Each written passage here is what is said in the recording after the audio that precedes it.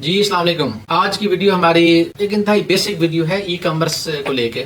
Basic उन लोगों के लिए कि जिनको ई कॉमर्स की अंडरस्टैंडिंग है, और इम्पोर्टेंट और अहम उन लोगों के लिए कि जिनको ई कॉमर्स की अंडरस्टैंडिंग नहीं है। तो आज की इस वीडियो में हम एक तो डिस्कस करेंगे कि बेसिकली ई कॉमर्स है क्या। दूसरे नंबर पे उसमें हम ये देखेंगे कि उसके बेनिफिट्स क्या क्या हैं, उसको स्टार्ट करना चाहिए या उसके नुकसान क्या क्या हैं कि उसको स्टार्ट नहीं करना चाहिए। तो ई कॉमर्स ऐसा कोई भी काम या ऐसा कोई भी बिजनेस कि जिसको आप ऑनलाइन के थ्रू कर रहे हो, वो आपका ई कॉमर्स कहलाता है। अब इसकी मैं आपको स्टेप बाय स्टेप एग्जांपल देता हूँ कि आपके पास जो एक ट्रेडिशनल बिजनेस है जिसको हम ऑफलाइन का बिजनेस भी कहते हैं, अगर आप इसी बिजनेस को उठा के आप ऑनलाइन कर दें, आप इसको इंटरनेट पे लेके आ जाएं, तो ये हमारे पास ऑनलाइन या ई कॉमर्स का बिजनेस हमारे पास कहलाता है। अब इसको मजीद आसान बनाने के लिए मैं आपको ये बताऊँ कि मार्केट के अंदर हमारे पास डिफरेंट किस्म के बिजनेस होते हैं। उसमें रिटेल का हमारे पास बिजनेस है, उसमें होलसेल का हमारे पास बिजनेस है, डिस्ट्रीब्यूशन का हमारे पास बिजनेस है, लोग सर्विसेज भी दे रहे हैं, उसके बाद लोग प्रोडक्शन भी कर रहे हैं और लोग अपनी प्रोडक्ट जो है उसको सेल आउट भी कर रहे हैं। तो ये हमारे पास एक ऑफलाइन का कंसेप्ट है, ऑफलाइन का बिजनेस है। ये सारे सेटअप को जब आप उठा के ऑनलाइन लेके आते हैं तो ये आपके पास ई कॉमर्स का बिजनेस कहलाता है।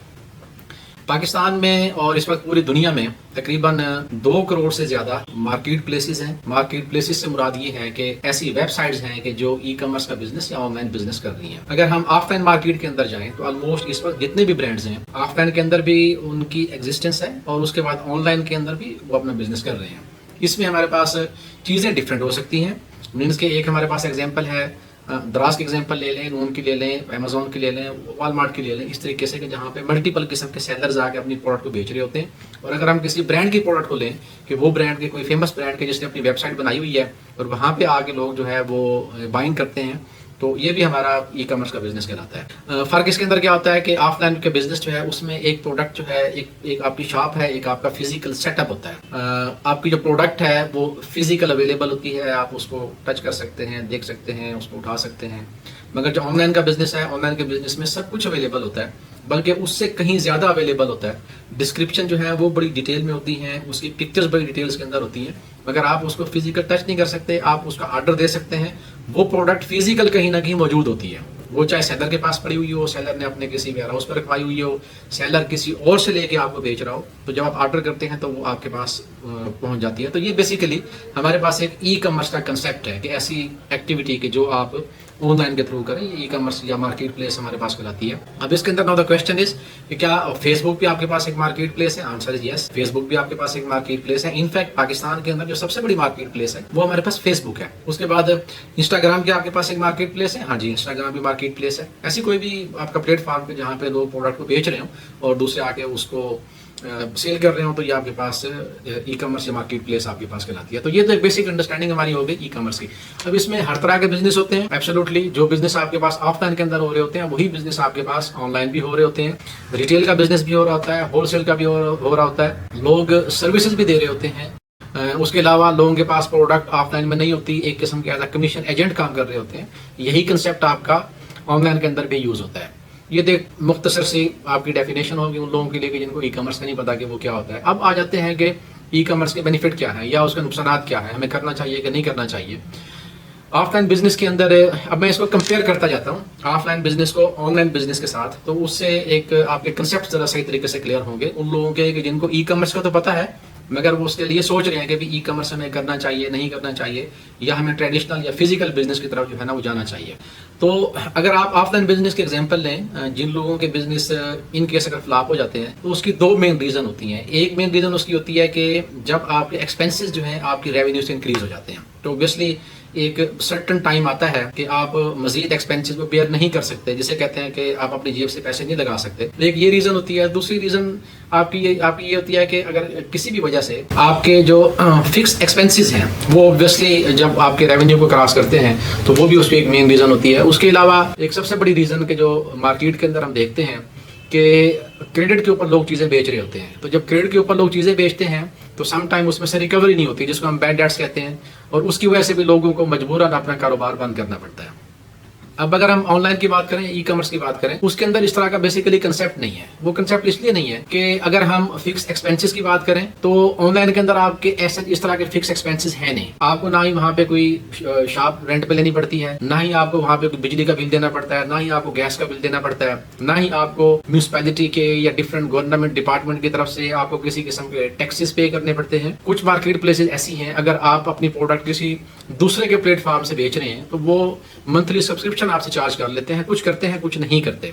अगर आप अपना बिजनेस कर रहे हैं अपनी वेबसाइट पे तो सिंपल इज दैट कि उसमें आपकी डोमेन है, आपकी होस्टिंग है, वो भी उसकी इतनी ज्यादा प्राइस नहीं होती। डोमेन तो समटाइम आपको जो है वो $1 की भी मिल जाती है, $2 की, $5 की मिनिमम प्राइस में मिल जाती है। तो फिक्स एक्सपेंसेस जो है आपके ऑनलाइन मार्केट के अंदर तकरीबन ना होने के बराबर होते हैं। उसके बाद दूसरा बेनिफिट हम कंपेयर करते हैं, ऑफलाइन मार्केट के अंदर क्रेडिट का कंसेप्ट बहुत है हमारे पास, ऑनलाइन की मार्केट में हमारे पास क्रेडिट का कंसेप्ट नहीं है। आप अगर कोई चीज ऑनलाइन बेच रहे हैं, आपको भी इस चीज का एक्सपीरियंस होगा। अभी कोई भी प्रोडक्ट जब आप ऑनलाइन बाय करते हैं उसमें सबसे पहले तो पाकिस्तान में तो खैर ये कंसेप्ट नहीं है कि आप एडवांस में पेमेंट करें। बहुत कम लोग हैं जो एडवांस में पेमेंट करते हैं उसकी, मगर बाहर के कंट्रीज में आप अगर यूएसए के एग्जांपल लें तो ऑलमोस्ट 95% लोग कार्ड से पेमेंट करते हैं। आप यूए के एग्जांपल लें, 90% लोग ऐसे हैं कि जो वहाँ कार्ड से आपकी पेमेंट कर रहे होते हैं, मगर पाकिस्तान में कैश ऑन डिलीवरी की ऑप्शन जो है वो अवेलेबल होती है।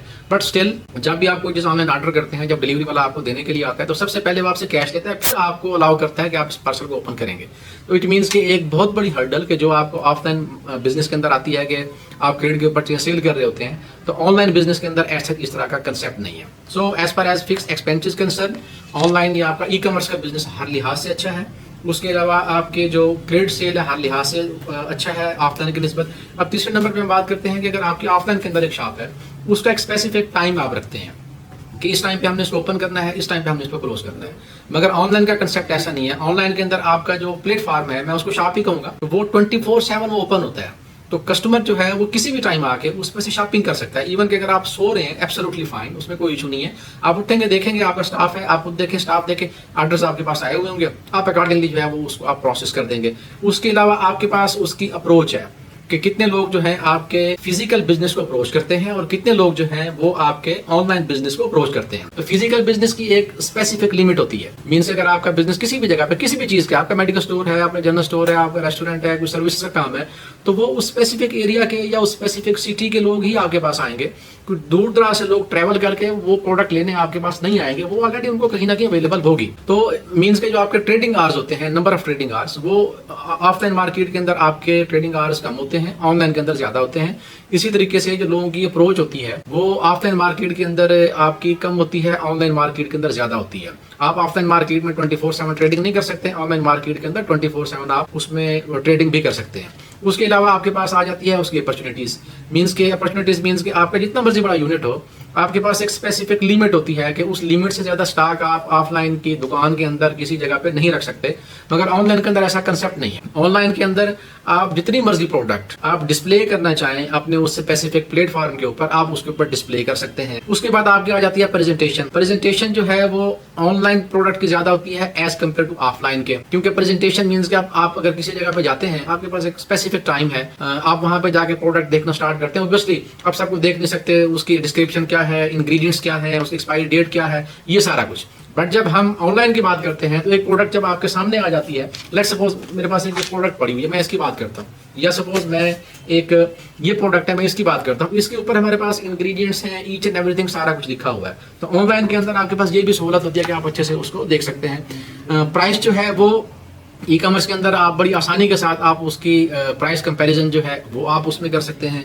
तो ये जितने भी बेनिफिट्स हैं दे इंडिकेट कि आपका जो ई कॉमर्स का या जो आपका ऑनलाइन का बिजनेस है वो हर लिहाज से बेहतर है एज कम्पेयर टू आपकी ऑफलाइन मार्केट की निस्बत।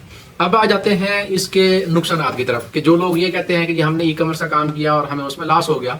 अगर आप उनसे पूछें या आप उनकी हिस्ट्री देखें तो उसकी सबसे मेन रीजन जो है ना वो एक ही होती है, और वो उसकी रीजन होती है कि हमने स्टॉक लिया था, बिका नहीं। ओके, सो यहाँ पे हमें सबसे ज्यादा इंपॉर्टेंस जो है आपकी ई कॉमर्स बिजनेस के अंदर इस चीज को देनी होती है कि प्रोडक्ट हमारे पास है कौन सी, प्रोडक्ट हम कौन सी प्रोडक्ट ले रहे हैं। मीन्स कि हम जिसको ई कॉमर्स की लैंग्वेज में प्रोडक्ट हंट करना कहते हैं, तो हंटिंग जो है या प्रोडक्ट को चूज करना, that is so important in e commerce business. अगर आप नया ई कॉमर्स का बिजनेस लॉन्च करने के लिए जा रहे हैं तो उसमें जो प्रोडक्ट की सिलेक्शन है वो बहुत इंपॉर्टेंट होती है। और मेक श्योर के उसके लिए आपके पास मार्केट का डाटा होना चाहिए, आपके पास उसके अगर कंपेटिटर बैठे हुए हैं वो आपके पास होने चाहिए, वो प्रोडक्ट ट्रेंडी है, सीजनल है, किस तरीके की है, ये सारा कुछ जो है ये आपको इसके अंदर देखना होता है। और उसके बाद स्पेसिफिकली जो आपका सोर्सिंग चैनल है वो ऑथेंटिक होना चाहिए, और प्रोडक्ट जो आपने सोर्स की है उसकी प्राइस रीजनेबल होनी चाहिए, ताकि आप अपना प्रॉफिट मार्जिन रख के आगे एक रीजनेबल प्राइस के ऊपर आप इसको सेल कर सके।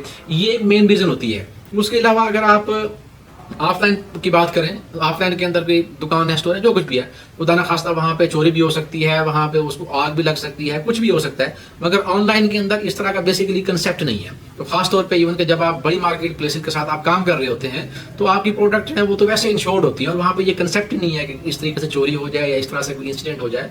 तो आपका जो ई कॉमर्स का बिजनेस है या ऑनलाइन का बिजनेस है, हर लिहाज से रिस्क फ्री बिजनेस है। जो लोग ये कहते हैं कि हमने बिजनेस किया था मगर हमें उसके अंदर लॉस हो गया, उसकी सिर्फ और सिर्फ एक ही रीजन होती है। कोई आपको ये नहीं बोलेगा कि भाई वो कस्टमर को दिए थे, उसने प्रोडक्ट रख ली, पैसे नहीं दिए, फिर ये हो गया वो हो गया। उसमें सिर्फ आपको एक ही बात बोली जाती है कि जो प्रोडक्ट हमने ली थी वो बिकी नहीं है, या बिकी है तो कम प्राइस पे बिकी है। वो हमारे पास एक अलग टॉपिक है, मैं कभी उस पर भी वीडियो बनाऊंगा कि इन केस अगर आप स्टॉक लेते हैं और वो स्टॉक हो जाता है, उसको किस तरीके से आपने सेल आउट करना होता है।